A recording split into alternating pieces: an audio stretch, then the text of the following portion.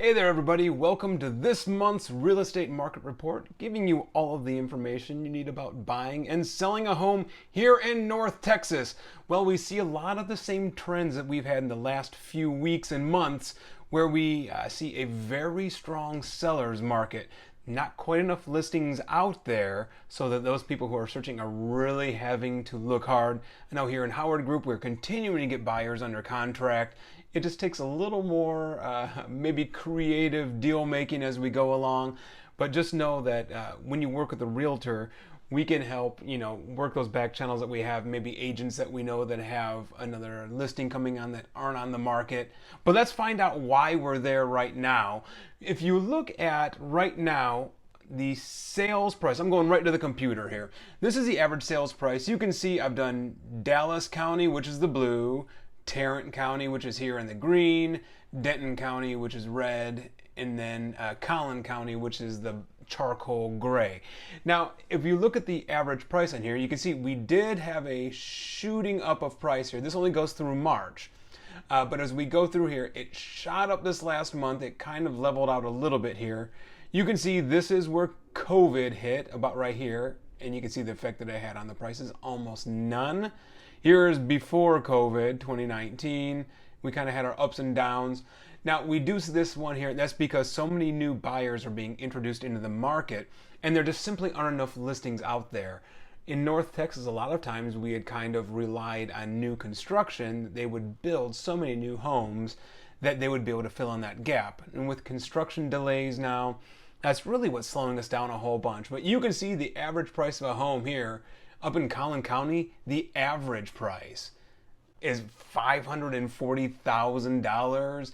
Denton County, we have $462, $359.9 for Dallas, and then Tarrant County $350.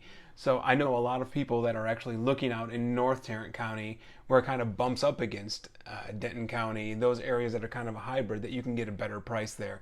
But you can see we continually have this trend of it going up. And let's talk a little bit about why. If we look at how many months of supply that we have right here, this is the one. Again, if we're up here in 4 months, this is neutral territory. So we had one county make it there for 1 month. That's neutral, that the buyers and sellers have the same amount of power.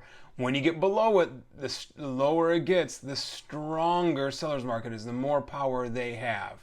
So we're still down here in less than a month. So that's obviously a very strong seller's market still.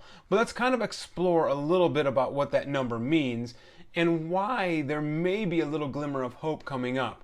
I want to talk to you about new listings that come on. So this is the annual trend for when new listings come on. You can see here July, and it starts here usually in the spring, May, July, May, April, July. It all comes at about this time when the most new listings come on. It makes sense. That's when people want to sell because they want to move with their kids to the new school in this summer. So what we have here, this was the end of March. April, I've done the calculations and it's looking pretty good. It just won't report until the whole month is done. But here we're at, you can look at the different numbers on there, about 2,700 in Dallas County, about 2,700 in Tarrant County as well, the two big ones.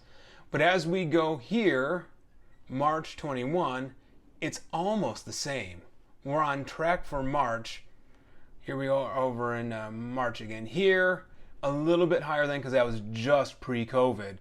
But the numbers that we're looking at in March really look almost on track with where we've been before. And if we can get a really solid number here in April, it might start to turn a little bit. But let me show you something really interesting on here. If we look at March, again, we're just going to take Dallas County here, 2,709 new listings that are on.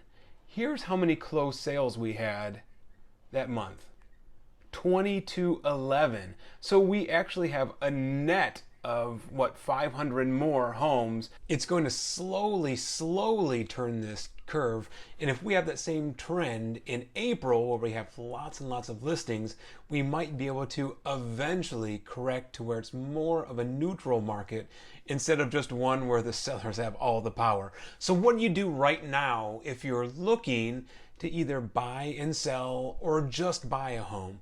Well, there's definitely two different ways you need to go right now. If you're looking to sell your home and then buy a new one, you know what? It's not as bad as it is for some other people because the rising tide does lift all ships. You're going to get more for your home, but then you're going to have to pay more for the new one.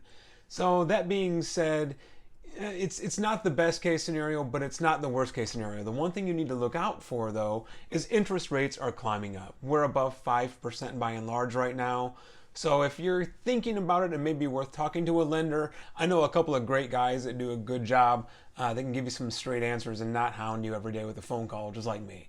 But if you're looking to buy for the first time or buy without selling your current home, the big change is going to be the amount of money that you need in the bank.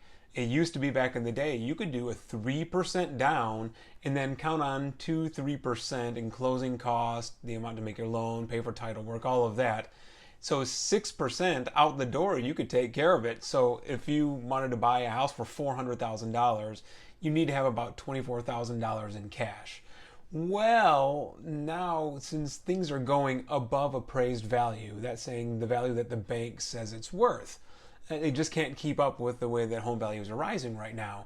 So you would now need to not only cover your down payment and the closing costs, but also the amount of value, under appraised value, that your house has been evaluated, or valuated, sorry.